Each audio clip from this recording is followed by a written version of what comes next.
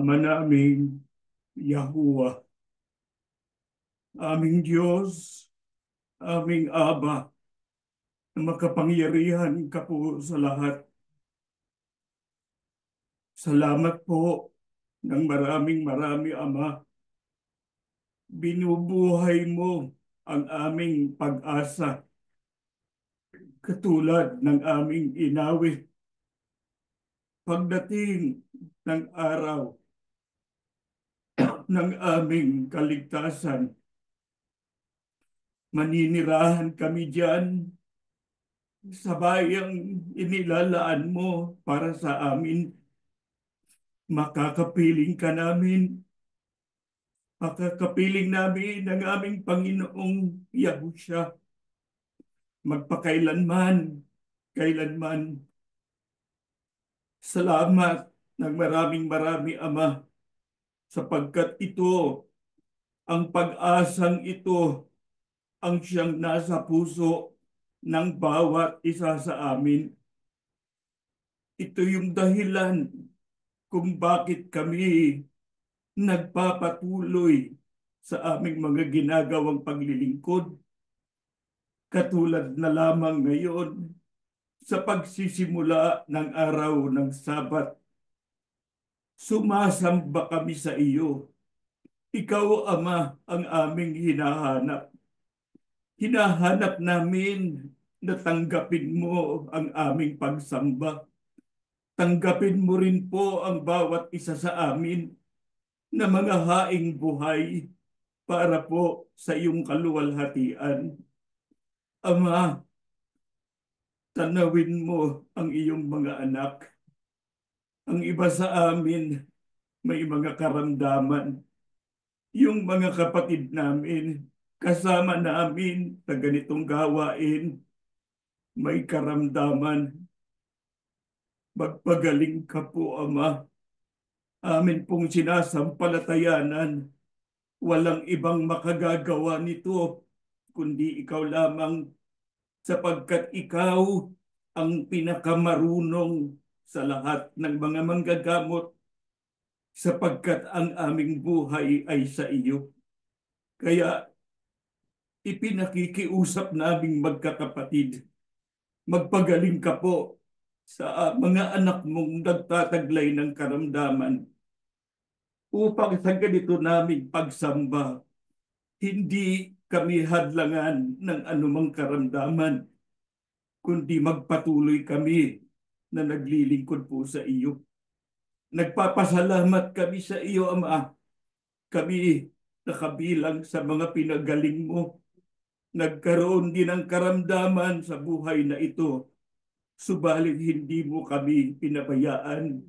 Ngayon narito kami nakatutupad ng aming mga banal na tungkulin.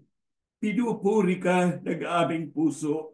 Sinasamba ka ng aming mga kaluluwa. Mag-aaral kami ngayon, Ama, ng iyong mga salita mo na siyang sandigan ng aming pananampalataya. Basbasan mo po kami. Isugo mo po sa aming puso ang iyong banal na espiritu. Isugo mo po ang karunungang kailangan namin upang maunawaan naming lubos ang aming mga pag-aaralan. Panginoon po naming Yahushua, ikaw ang aming hari. Ikaw ang aming tagapagligtas. Ikaw ang tagapamagitan namin sa ating Ama. Panginoon, nagmamakaawa po kami sa iyo. Idalangin mo kami sa ating Ama. Dalhin mo sa Kanya di pamagitan ang lahat ng aming mga samo upang aming matiyak na lahat ng aming mga kahilingan ay amin pong tatanggapin.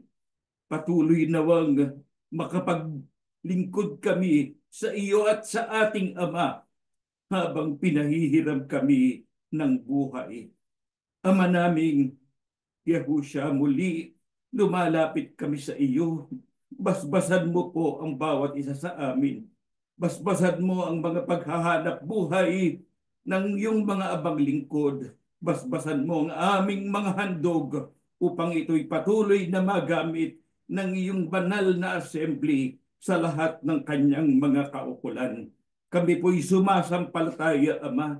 Dinirinig mo ang aming mga dalangin sapagkat ang lahat ay amin pong hinihiling sa pangalan po ng aming Panginoong Yahushua HaMashiach. Amen.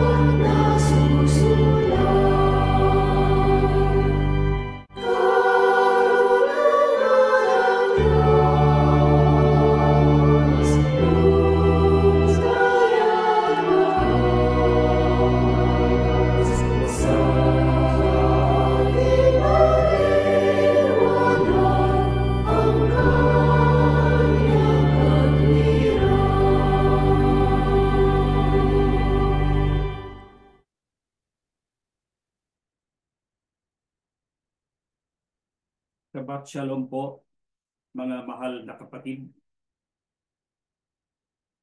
Nagpapasalamat tayong lubos sa ating Ama na siyang nagbibigay sa atin ng pagkakataon upang magawa natin ang ating tungkulin, makasamba tayo sa araw na ito, pagsisimula ng araw ng Sabat. Ang paksa po ng ating pag-aaralan, makikita ninyo sa ating screen ang pag-unlad ng pananampalataya. Mga kapatid, mahalaga po sa atin na magtaglay ng pananampalatayang umuunlad. Kapag ang ating pananampalataya po ay hindi umuunlad, ito po ay stagnant. Alam niyo ba mga kapatid na ang mga apostol po ng ating Panginoong Yahushua, nung panahong narito pa sila sa lupa, ay humiling sa Kanya na dagdagan ang kanilang pananampalataya. Ano po ang naging tugon ng ating Panginoon?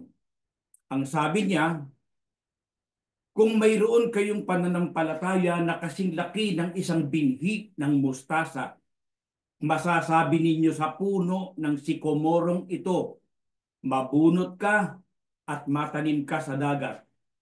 Susundin kayo nito. Bakit po kaya binhi ng mustasa ang binanggit na halimbawa ng ating Panginoong Yahushua na dapat taglayin ng mga apostol? Sapagkat po mayroong pauna ang ating Panginoong sa kanila, pahayag tungkol sa talinghaga ng binhi ng mustasa. Ang sabi niya sa talinghaga, ang kaharian ng langit ay tulad sa isang butil ng binhi ng mustasa na kinuha ng isang tao at inihasik sa kanyang bukid. Iyon ang pinakamaliit sa lahat ng mga binhi. Ngunit nang tumubo ay siyang pinakamalaki sa mga halaman at nagiging punong kahoy. Ano pat ang mga ibon sa himpapawid ay dumarating at nagpupugad sa kanyang mga sanga. Bakit po binhi ng mustasa ang siyang ginamit na halimbawa ng ating Panginoon? Samantalang napakaliit pala nito. Kasi po, bagamat ito anya ang pinakamaliit sa lahat ng mga binhi, ngunit kapag tumubo ay siyang pinakamalaki sa mga halaman at nagiging punong kahoy. Lumalaki at nagiging punong kahoy. Ano ang isinasagisag ng punong kahoy, mga kapatid? Ang sinasagisag ng punong kahoy, ito po ay matibay at matatag. Ang binhi ng mustasa nagsimula bilang pinakamaliit, lumaki at naging matibay at matatag. Dito po ay ipinakikita ang tinatawag na transformative power ng binhi ng mustasa, na mula sa pagiging pinakamaliit ay may kakayahang lumaki at maging matatag. Sabi nga, even from the smallest beginnings, there is the potential for significant growth. Dapat po ganyan ang ating buhay espiritual, na ang sandigan ay pananampalatayang lumalago o umuunlad. Maraming tao ang nagsasabing sila ay may pananampalataya, subalit hindi alam ang tunay na kahulugan nito. Ano po ba ang pananampalataya, mga kapatid? Magsimula po tayong bumasa, aklat ng Hebreo 11, talata po ay 1. Ang pananampalataya ay pagtitiwala na mangyayari ang ating mga inaasahan at katiyakan tungkol sa mga bagay na hindi nakikita. Ano po ang pananampalataya? Ang pananampalataya ay pagtitiwala sa katiyakan na mangyayari ang ating inaasahan. Ano pa po? Katiyakan tungkol sa mga bagay na hindi nakikita. Ano ang uri ng pananampalataya ang ating kailangan, mga kapatid? Kailangan natin ay ang pananampalatayang may kalakip na gawa. Faith without works is dead. Halimbawa, mga kapatid, kung ikaw ay nag-aaral ng abogasya at kukuha ka na ng bar exam, mag-aaral kang mabuti, magsisikhay ka, magsusunog ng kilay, ika nga. Paghahandaan mong mabuti ang bar exam, sapagkat alam naman natin sa Pilipinas, ang bar exam ay isa sa pinakamahirap na pagsusulit. Ano ang iyong inaasahan pagdating ng bar exam? Ang pag-asa mo, sapagkat ikaw ay nagsikhay na maigi, ay makakapasa ka pagdating ng araw ng pagsusulit. Eh kung hindi ka nag-aral, nagwalang bahala ka, maaari mo bang sabihin na makakapasa ka? Pagdating naman, mga kapatid, sa pananampalataya sa Diyos, ano naman ang batayan kung bakit tayo sumasampalataya?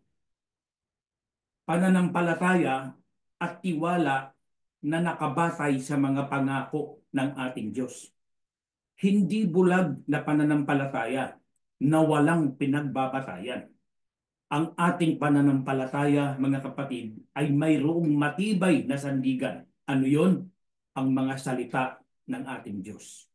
Paano ang simula ng pananampalataya sa Diyos?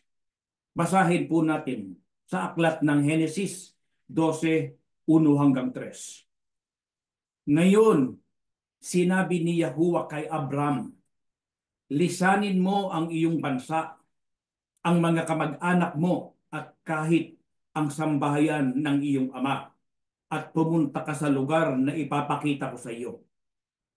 Gagawin kong isang tanyag na bansa ang lahi mo.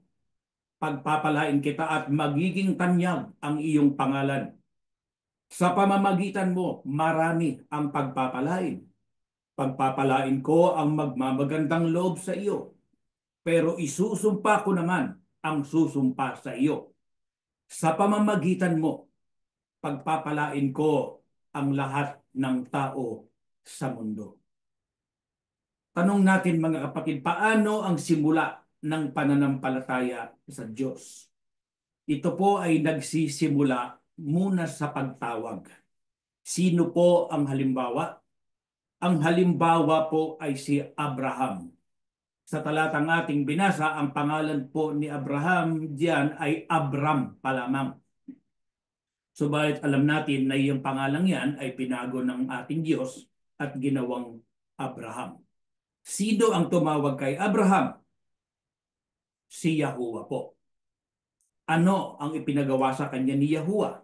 Ang sabi ay lisanin mo ang iyong bansa, ang mga kamag-anak mo, kahit ang sambahayan ng iyong ama, at pumunta ka sa lugar na ipapakita ko sa iyo.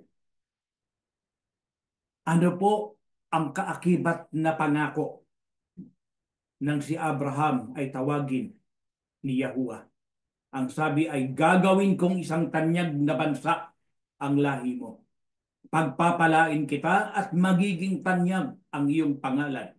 Sa pamamagitan mo, marami ang pagpapalain. Pagpapalain ko ang magmamagandang loob sa iyo, pero isusumpa ko naman ang susumpa sa iyo. Sa pamamagitan mo, pagpapalain ko ang lahat ng tao sa mundo. Dito pa lamang mga kapatid, sa pangakong ito, karamay na tayo doon. Pagpapalain ko anya ang lahat ng tao sa mundo sa pamamagitan mo. Nakaramay na tayo doon sa pagpapalang tinanggap ng mga tao sa mundo sa pamamagitan ni Abraham. Ano po ang dapat nating maging tugon kapag tayo ay tinawag ni Yahuwah? Ang dapat po nating maging tugon ay pagsunod, bunsod ng pananampalataya. Mayroon bang batayan ang ating pananampalataya? Mayroon po. Sapagkat katulad ng ipinangako kay Abraham, mayroon pong mga pagpapala kaakibat ang pagtawag. Paano tumawag ang Diyos sa ating panahon ngayon, mga kapatid? Alam natin sa panahon, ng unang panahon, panahon ng mga patriarka, panahon ng mga propeta, ang Diyos ay tumatawag sa kanila sa pamamagitan ng sa panaginip o kaya sa vision o kaya ay tahasan, direktang nakikipag-usap ang Diyos sa kanila. Pero sa panahon natin ngayon, papaano po ang pagtawag ng Diyos? Ito po ay sa pamamagitan ng mga banal na kasulatan. Ano po ang nakasaad sa banal na kasulatan sa Hebreo? Ang Diyos na nagsalita ng unang panahon sa ating mga magulang sa iba't ibang panahon at sa iba't ibang paraan sa pamamagitan ng mga propeta ay nagsalita sa atin sa mga huling araw na ito sa pamamagitan ng kanyang anak. Sa pamamagitan po, Nino, ng kanyang anak, ang ating Panginoong Yahushua. Paano ang naging pagtugon po ni Abraham nang tawagin siya ni Yahuwah? Sa Hebreo po, 11, mga talatang 8-9, ganito po ang sinasaad. Dahil sa pananampalataya, sinunod ni Abraham ang utos ng Diyos na pumunta sa lugar na ipinangako sa kanya. Umalis siya sa bayan niya kahit hindi niya alam kung saan siya pupunta. Dahil din sa pananampalataya, nanirahan si Abraham sa lupain ipinangako sa kanya ng Diyos kahit nasa tolda lang siya tumira na parang isang dayuhan. Tumira rin sa tolda ang anak niya na si Isaac at apong si Jacob na mga tagapagmana rin ng pangako ng Diyos. Paano po ang naging pagtugon ni Abraham nang tawagin siya ni Yahuwah? Sumunod po si Abraham dahil sa pananampalataya. Paano nagsimula ang pananampalataya ni Abraham, mga kapatid? Sumunod siya sa ipinagawa sa kanya ni Yahuwah na iwanan ang kanyang bayan kahit hindi niya alam kung saan siya pupunta. Ganun po katibay ang pananampalataya ni Abraham. Ito po yung tinatawag sa una nating binasa kanina, yung katiyakan sa mga bagay na hindi nakikita. Anong uri ang ginawang pagtugon ni Abraham, mga kapatid? Aba ay hindi po madali. Tinatawag na inconvenient action. Hindi po madali, hindi maginhawa, mahirap. Pero magkagayon man, sa kabila ng hirap, sumunod pa rin si Abraham. Kung minsan po, mga kapatid, sa ating buhay, gumagawa tayo ng mga bagay na hindi madali para sa atin. Bakit po? Dahil sa pananampalataya. Tulad ngayon, halimbawa, araw ng ating pagsamba. Ang oras ay 7:00 ng gabi. May mga kapatid tayo na ngayon pa lamang dumarating mula sa paggawa. Pero, imbis na magpahinga, naghahanda, iginagayak ang sarili sapagkat alam natin na tayo ay mayroong pakikipagtipan sa Diyos. Mayroon tayong pagsamba. Tatanggap tayo ng mga aral na siyang nagpapatibay sa atin. Ano pa po ang isang halimbawa ng mga bagay na ginagawa natin dahil sa pananampalataya? Halimbawa, magdaraos ng pagsamba sa isang lugar na may kalayuan sa atin. Hindi natin alintana yung kalayuan. Pupunta tayo at dadalo sa pagsamba kahit malayo. Bakit po? Sapagkat mahalaga sa atin na akay ng ating pananampalataya, mahalaga sa atin ang pagdalo sa pagsamba. Sapagkat diyan nga ay kapiling natin ang ating Diyos. Saan po nakarating si Abraham? Dahil sa kanyang pagsunod kay Yahuwah. Si Abraham po ay nakarating sa Kanaan. Ito po ang lugar na nais ni Yahuwah na kanyang puntahan. Pagdating niya ng Kanaan, ano po ang naranasan ni Abraham? Diyan sa Kanaan, ang lugar na nais ng Diyos na kanyang puntahan. Tuloy po natin ang pagbasa, Genesis pa rin, 12 talata po ay 10. Nagkaroon ng matinding taggutom sa lupain ng Kanaan. Kaya umalis doon sina Abraham at naglakbay na patimog patungo sa lupain ng Ehipto upang doon muna manirahan. Ano po ang naranasan ni Abraham nang dumating siya sa Kanaan? Aba, hindi lang po basta taggutom. Ang sabi ay matinding taggutom. Gaano katindi ang taggutom na ito sa Kanaan?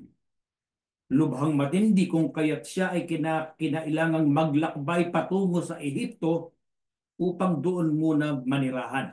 Doon siya ay nanirahan bilang isang dayuhan. Bakit po kaya, mga kapatid, hinayaan ng ating amang Yahuwah na magdanas ng hirap si Abraham? Gayong siya'y mananampalataya naman. Dahil kaya sa pagsubok, ipinaranas po ito ni Yahuwah sa kanya upang siya'y matutong huwag sa kanyang sarili magtiwala, kundi sa Diyos na sa kanya ay tumawag. Nais ni Yahuwah na siya ay magtaglay ng hindi lamang simpleng pananampalataya, kundi pananampalatayang lumalago. Mga kapatid, ang ating pananampalataya po ay nagsisimulang lumago kung ang ating aasahan palagi ay hindi ang ating sarili, kundi ang ating Diyos. Hindi po ba't ito ang aral na natutunan ni Apostol Pablo, mga kapatid? Si Apostol Pablo ilang ulit na siyang nabingit sa kamatayan. Maraming beses. Pero ano ang kanyang napagtanto? Ipinaranas ito sa kanya ng Diyos upang matuto siya na sa kanya magtiwala at hindi sa kanyang sarili. Masama po bang magtiwala sa sarili, mga kapatid? Aba, hindi po. Ang totoo ay kailangan natin magtiwala sa ating sarili, yung tinatawag nating self-confidence.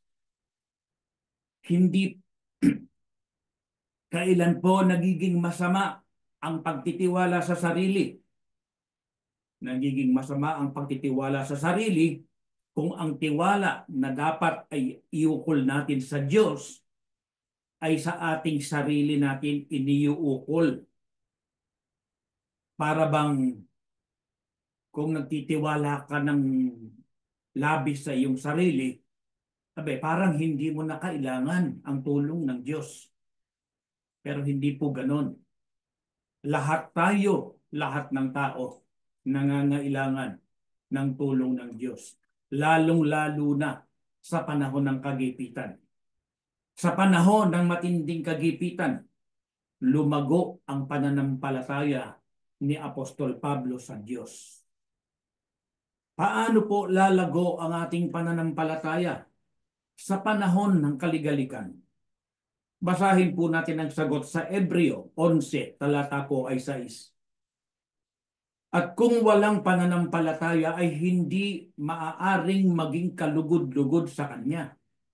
Sapagkat ang lumalapit sa Diyos ay dapat sumampalatayang may Diyos. At siya ang tagapagbigay ganti sa mga sa Kanya'y nagsisihanap. Paano lalago, mga kapatid, ang ating pananampalataya sa panahon ng kaligaligan?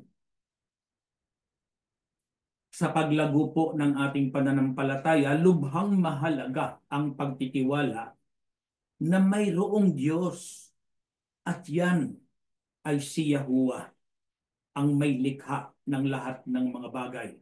Ang tunay na Diyos na sasaklolo sa atin sa panahon ng kaligaligan. Ang sabi sa ating binasa, ang lumalapit sa Diyos ay dapat sumampalatayang may Diyos. Paano tayong lalapit sa Diyos, mga kapatid, kung tayo ay may dalawang isip? O sige nga.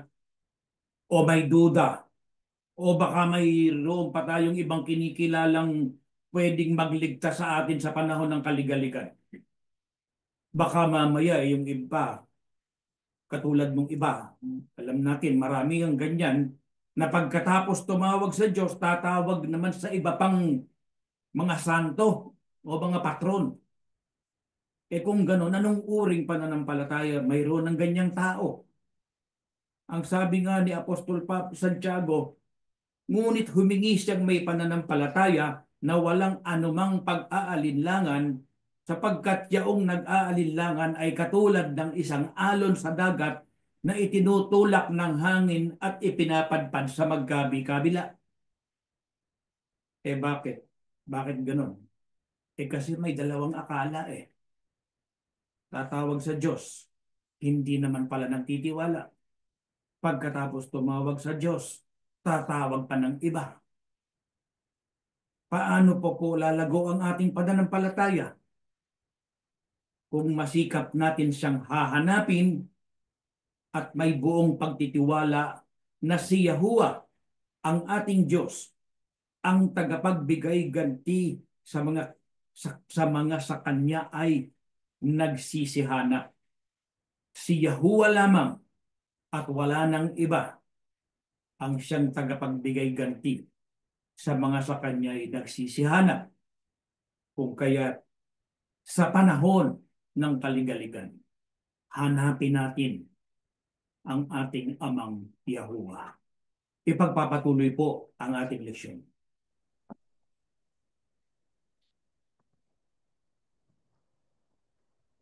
Shabbat Shalom mga mahal na kapatid. Sana po nasan man kayong panig ng mundo ay nakakamit ninyo ang pagpapala ng ating Yahuwah Aba at ng ating Yahushua HaMashiach. Sa ating pong pag-aaral, natutuhan natin kung ano po ang pananampalataya na iyon po ang pagtitiwala na mangyayari ang ating mga inaasahan at katiyakan tungkol sa mga bagay na hindi nakikita. Ngayon po, kanino tayo sumasampalataya? Sa ating Yahuwah Aba at sa ating Yahushua HaMashiach. Hindi tayo sumasampalataya sa isang religious leader o kung sino mong patron. Kaya dapat po sumampalataya tayo sa ating Panginoon Diyos at sa ating Panginoong Yahushua HaMashiach. At dapat po yung ating pananampalataya ay lumalago o umuunlad. Kaya po, ang susunod na tanong na ating sasagutin ay ano po ang kailangan upang ang pananampalataya natin ay lumago at umunlad. Ito po ang sagot sa mga taga-Roma 4:18 hanggang 21. Kahit wala ng pag-asang magkaanak, nanalig pa rin si Abraham na siya'y magiging ama ng maraming bansa. Ayon sa sinabi sa kanya, sindami ng mga bituin ang iyong magiging lahi. Hindi nang hina ang kanyang pananampalataya kahit uugod-ugod na siya. Palibas ay 100 taon na siya noon at ang kanya namang asawang si Sarah ay baog. Hindi siya nag-alinlangan sa pangako ng Diyos. Sa halip, lalo siyang tumibay sa kanyang pananampalataya at nagpuri pa sa Diyos. Lubos siyang naniniwala na tutuparin ng Diyos ang ipinangako nito. Kaya ano po ang kailangan upang ang pananampalataya ay tumibay at lumago? Kailangan po ang pagtitiis. Bakit po? Kasi po kadalasan ang ating Yahuwah Aba ay hinahanap na matyaga tayong maghintay bago niya tuparin ang kanyang mga pangako. Gaano po katagal na naghintay si Abraham sa pangako ng ating Yahuwah Aba? Nung pong mangako ang ating Yahuwah Aba kay Abraham, ay 75 taong gulang pa lamang siya, 75 years old. Ngunit natupad ang pangako ng Panginoong Diyos sa kanya nung siya ay mga 100 taon na. Kaya gaano po katagal naghintay si Abraham? 25 anyos, 25 years. Matagal po ba o hindi? Matagal po. Bakit po lalong naging mabigat ang paghihintay ni Abraham? Dahil si Sarah po ay baog. Ano pong ibig sabihin ng baog? Ang ibig po sabihin, walang kakayahang magdalang tao. Kapag kayong babae baog, hindi makapagdalang tao. Ano pa po ang isa na hadlang? Yung pong si Sarah ay 90 anyos na. Ang ibig sabihin po, lampas na dun sa edad ng mga babae na maaari pang mag-anak. Hindi po ba alam natin, pagka inabot ka ng 40, 50, mahirap ka na mag-anak. Si Sarah, 90 na. Ngunit, ano po ang ginawa ni Abraham? Matyaga po siyang naghintay. Totoo po siyang sumampalataya na ibibigay ng Diyos ang ipinangako sa kanya. Gagawin ng Diyos ang lahat ng kanyang ipinangako. Kaya habang naghihintay si Abraham, ang kanyang pananampalataya ay lalong tumitibay. Kaya gaano po lalong tumibay o lumago ang pananampalataya ni Abraham? Ito po ang sagot sa mga Ebreo 11:17 hanggang 19. Sa pananampalataya, nang subukin si Abraham, ay inihandog si Isaac. Oo, siyang tumanggap na may galak ng mga pangako ay siyang naghandog sa kanyang bugtong na anak. Sa makatwid bagay yung pinagsabihan, kay Isaac ay tatawagin ng iyong binhi, na inisip na maging sa gitna ng mga patay ay maaaring buhayin siyang mag-uli ng Diyos. Mula dyan din naman ay muli siyang tinanggap sa isang halimbawa. Gaano po lalong tumibay o lumago ang pananampalataya ni Abraham? Lalo pong tumibay at lumago nang maipakita niya ang makapangyarihang patotoo ng kanyang pananampalataya. Ano pong patotoo ang nagawa ni Abraham? Siya po ay nakahandang ihandog ang kanyang anak na si Isaac bilang handog na susunugin. Biruin ninyo, 100 taon na siya nang magkaroon siya ng anak. Pagkatapos, nung malaki na yung anak niya, ang sabi ng Diyos sa kanya, ihandog mo sa akin yung anak mo. Ibig sabihin, kukuning muli sa kanya.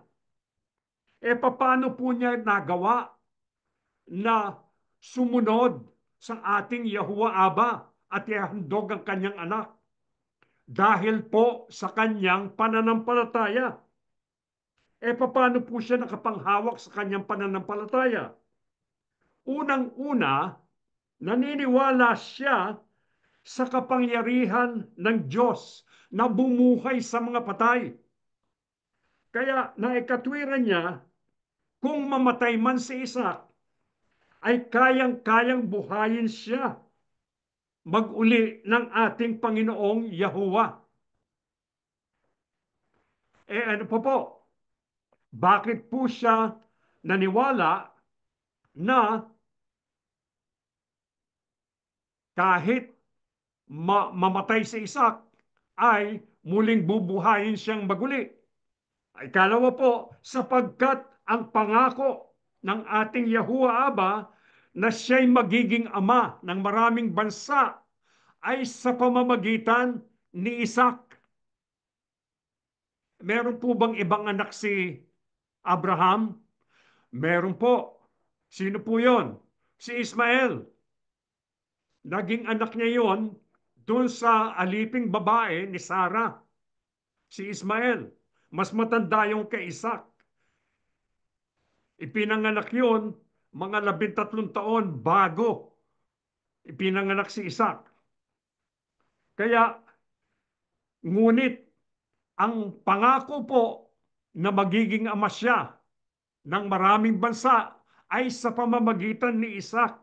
Kaya hindi po mangyayari yung pangako kung patay si Isaac. Kaya kung papatayin man niya at ihahandog, alam niya na siguradong bubuhayin siya ng ating Yahuwah Aba. Kaya ano pong nagawa ni Abraham? Dahil sa pananampalataya, nakahanda siya ihandog. Tinali na niya yung anak niya, inilagay doon sa altar na bato, kasama ng mga kahoy na susunugin, at handa nang patayin ang kanyang anak. Ngunit ano pong nangyari? Pinigilan siya ng isang anghel. Ang sabi, Abraham, wag mong gawin niya, wag mong patayin ang iyong anak. Napatunayan mo na ikaw ay may takot sa Diyos. Ngayon, ano pong ginawa ng ating Panginoon Diyos? Ibinigay niya ang isang lalaking tupa na nahuli sa kanyang sungay doon sa isang sanga ng punong kahoy. Kaya yun ang inihandog ni Abraham. Ano po ang nagawa niya? Nagtagumpay po siya sa pagsubok sa kanyang pananampalataya ng ating Yahuwah Aba. Ang isang paraan po upang makapasa tayo sa isang mahirap na pagsubok ay ang matutong mga tuwiran tayo gamit ang banal na kasulatan. Alam ni Abraham yung mga pangako ng Diyos. Kaya alam niya, ihandog man niya si Isaac, siguradong bubuhayin si Isaac. Ngunit nalaman natin, hindi ipinahintulot ng Panginoong Yahuwah na patayin niya ang kanyang anak. Kaya dapat po, mga tuwiran tayo gamit ang banal na kasulatan na ibig sabihin, pag-aaralan natin ang banal na kasulatan. Kailangang matuto tayo. Kanino po pong mga pananampalataya ang susubukin din? Ito po ang sagot sa unang mga taga-Korinto 10:13. Wala pang pagsubok na dumating sa inyo na hindi nararanasan ng lahat ng tao. Tapat ang Diyos at hindi niya ipapahintulot na kayo'y subukin ng higit sa inyong makakaya. Sa halip, pagdating ng pagsubok, bibigyan niya kayo ng lakas upang mapagtagumpayan iyon. Kanino pa pong pananampalataya ang susubukin din ang atin pong mga pananampalataya? Ano po ang ating maaasahan kung tayo susubukin? Ang ating Yahuwah Aba ay tutuparin ang kanyang mga pangako. Ano po ang kanyang pangako? Ang sabi po sa talata, bibigyan niya tayo ng lakas upang mapagtagumpayan natin yung mga pagsubok. Sino pong sumulat nitong mga taga-Korinto? Si Apostol Pablo po. Nabanggit ni Kading kanina. Sinubok si Apostol Pablo. Maraming pagsubok ang pinagdaanan niya. Maraming hirap. Nilatayan siya. Hinampas siya ng 5 beses ng mga Hudyo. 39 lashes. 39 latay sa katawan. Bakit hindi po 40? Sapagkat ang sabi nila, pag umabot ng 40, baka mamatay na yung tao. Kaya 5 beses siyang nilatayan. Ano pa pong mga hirap ang pinagdaanan ni Apostol Pablo? 3 beses, siya ay na-shipwreck. Nasira yung bapor, lumubog yung bapor. Kaya 1 beses, 1 buong araw siyang palutang-lutang sa dagat. Hindi po ba napakabigat na pagsubok ang dumating sa kanyang buhay? Ngunit, ano pong ginawa ng ating Yahuwah Aba? Binigyan siya ng sapat na lakas. Tayo po nagdaranas din ng mga matitinding pagsubok. Ngunit, binibigyan tayo ng lakas ng ating Yahuwah Aba. Maaring yung pagsubok, patindi ng patindi. Kaya yung lakas natin na binibigay sa atin, palakas din ang palakas tayo. Para tayong nag-iensayo. Halimbawa, gusto nating tumakbo ng marathon, 26.2 miles po yun.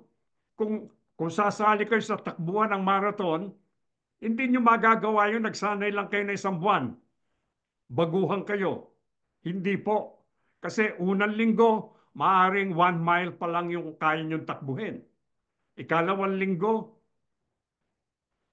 2 miles. Kaya unti-unti, ganyan din ang nangyayari.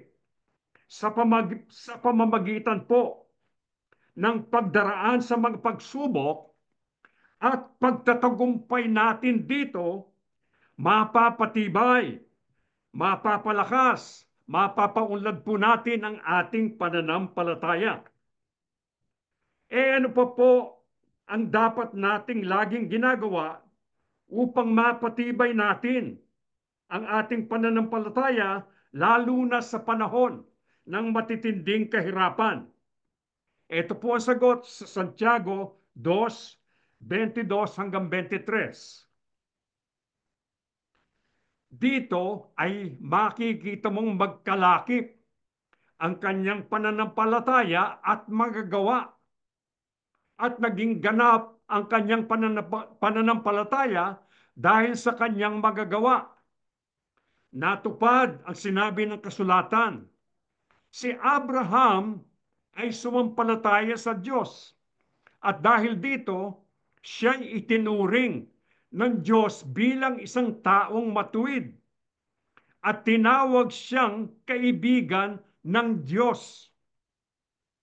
Ano pa po ang dapat nating laging ginagawa upang mapatibay natin ang ating pananampalataya lalo na sa panahon ng matitinding kahirapan? Kailangan pong gumawa tayo kalakip ang pananampalataya. Ipakita po natin na handa tayong tumupad, handa tayong sumunod sa ating Yahuwah Aba. Hindi lang po tayo magsasabi na, opo, sumasampalataya ako, kundi susunod tayo sa ating Yahuwah Aba. Lahat ng pinagagawa sa atin ay kailangan gawin natin. Ano po ang mangyayari kung tayo'y gumagawang kalakip ang ating pananampalataya? Magiging ganap po ang ating pananampalataya. Sa English po sabi, to have a perfect faith. Magiging ganap. Kaya po kung lalong mahirap ang ginagawa nating kalakip ng ating pananampalataya, ay lalong uunlad ang ating pananampalataya. Ano po ang pangunahing gantimpala ng mga tao na magkakaroon ng maunlad na pananampalataya?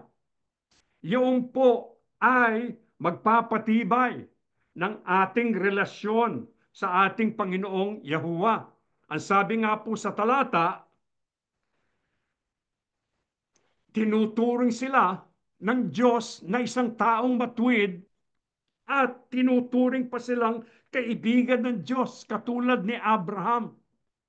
Yung mga tao po, pag naging kaibigan ni Mayor, tuwan-tuwa na sila. Puspos ng kaligayahan ng kanilang mga puso. Pero ito, maging kaibigan tayo ng Diyos dahil sa ating pagsampalataya at pagsunod sa ating Yahuwah Aba. Hindi po ba napakalaking biyaya niyan? Ano po ba ang maaasahan ng mga itinuturing na mga kaibigan ni Yahuwah? Ito po ang sagot. Sa huling talata na ating babasahin, mga awit 25:14 hanggang 17. Sa mga masunurin, si Yahuwah ay isang kaibigan. Ipinapaunawa niya sa kanila kanyang kasunduan. Si Yahuwah lang ang laging inaasahan na magliligtas sa akin sa kapahamakan. Lingapin mo ako at ako'y kahabagan, pagkat nangungulila at nanlulupaypay. Pagaanin mo ang aking mga pasanin. Mga gulo sa buhay ko'y iyong payapain. Ano po ba ang maaasahan ng mga itinuturing na mga kaibigan ni Yahuwah? Ang sabi po sa talata, yung mga kaibigan ni Yahuwah ay makaaasa na siya ay tutulong sa kanila. Siyang magliligtas sa mga kaibigan niya sa mga kapahamakan. Kaya ano po ang idinadalangin ng mga sumasampalataya sa ating Yahuwah Aba? Ang sabi, lingapin mo ako't kahabagan, pagkat nangungulila at nalulumbay. Ano pa po ang dalangin ng lingkod ng Diyos? Ang sumulat po nitong mga awit ay si David, si Haring David. Ano po ang sabi niya? Pagaanin ang aking pasanin at payapain ang magugulo sa aking buhay, sa ating buhay. Sa mga panahon po natin, mga mahal na kapatid, may mga kaguluhan po bang nangyayari? Aba, opo, napakalapit na natin. Ika nga, sa dulo ng mundo, nakikita na natin ang mga palatandaan, mga digmaan, alingaw-ngaw ng mga digmaan. Alam natin patuloy na nakikipagdigmaan ang Israel sa iba't ibang bansa. Iran, dati kalaban nila, Assyria, Syria. Pagkatapos, sino pa? Yung mga Houthi na nasa Yemen. Yung Russia at saka Ukraine, patuloy pa rin. Ang daming kalamidad na nangyayari sa buong mundo. Bagyo, lindol, baha, sunog. Hanggang ngayon, yung sunog sa Los Angeles patuloy pa rin. Kaya ang daming taong apektado. Ngayon po, kapag tayo'y sumasampalataya sa ating Yahuwah Aba at naging kaibigan niya, tayo po makakaasa sa kanyang tulong. Tutulungan niya tayo. Handa siyang tumulong sa atin. Kaya yan po ang ating maaasahan sa kanya. Yan ang gusto niya. Umasa tayo sa ating Yahuwah Aba. Yung, yung mga tao po, lalo na dito sa Amerika, pagdating ng 18 anyos ng kanilang mga anak, pinapaalis na, tumayo ka na sa sarili mong paa. Tayo po, hindi ganon. Ang sabi ng Diyos, makakaasa kayo sa akin. Kaya aasa tayo sa ating Panginoong Diyos. Kung tayo magkakaroon ng mga desisyon sa buhay na mababago ang ating pamumuhay, isangguni muna natin sa ating Yahuwah Aba. Kaya dumulog tayo sa Kanya, magkaroon tayo ng pananampalataya at pagsunod sa ating Yahuwah Aba, katulad ng pananampalataya at pagsunod ni Abraham sa ating Panginoon Diyos. Tumayo na po tayo, mga mahal na kapatid. Dakilang Panginoong Yahuwah, banal at makapangyarihan ka po sa lahat. Maraming salamat po, o dakila naming Aba, sapagkat minsan pa'y tinuruan mo kami. Nais mong kami magkaroon ng matibay na pananampalataya. Pananampalataya na umuunlad, katulad ng pananampalataya ni Abraham. O dakila naming Diyos, sana po'y matularan namin si Abraham na hindi pinagkait ang pinakamahalaga sa kanya. Handa niyang ihandog, isuko sa iyo, o dakila naming Diyos. Ganun din po sana ang gawin mo sa amin. Ang pinakamahalaga sa amin, handa naming ibigay sa iyo upang kami po makapagbigay kaluguran, kalwalhatian po sa ipong banal na pangalang Yahuwah Aba. Patawad po sa aming pagkakasala at pagkukulang.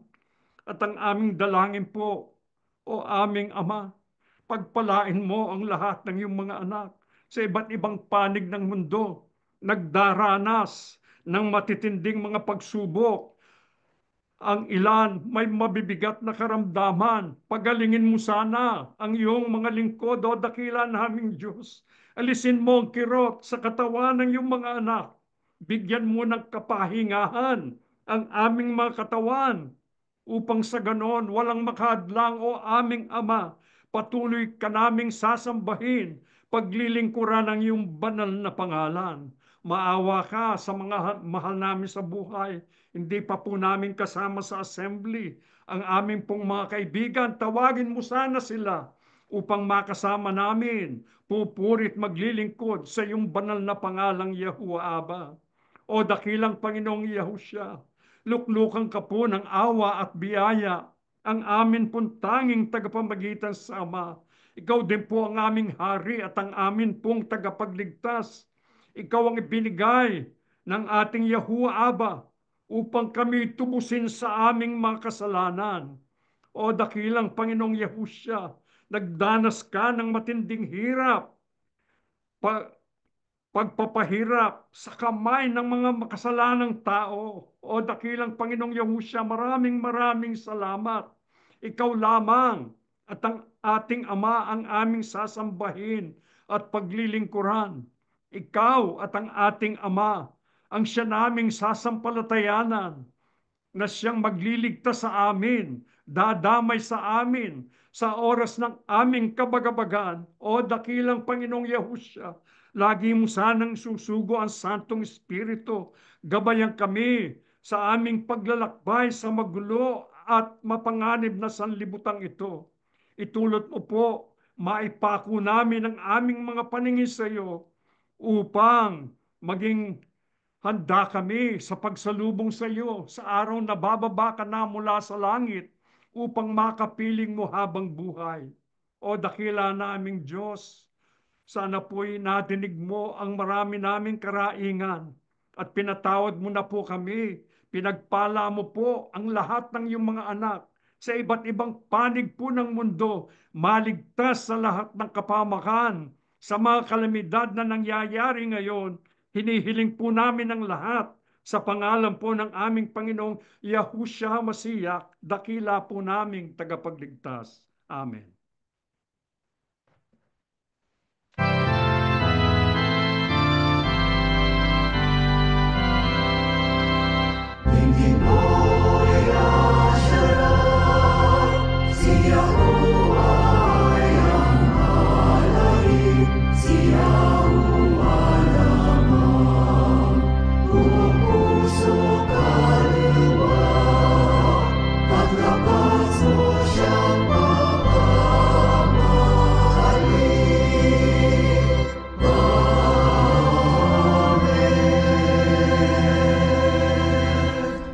Ang walang maliw na pag-ibig at masaganang awa ni Yahuwah Aba, ang biyaya at kapangyarihan ni Yahushua HaMashiach, at ang laging pagsama ng banal na Espiritu ay sumaating lahat ngayon at magpakailanman. Amen. Mga kapatid, just a few announcements po. First of all, today and tomorrow, we will continue with our children's ministry. Let us bring our children so that they can learn as at their young age, the teachings of our Father Yahuwah and his beloved Son, Yahushua. Also, on January 25th, I should say, we will have our worship service and BLP live class in Granite Bay. So this will be next week. So next week, instead of having our English worship service at 10 o'clock a.m., we're going to hold it at noontime. This will be in person.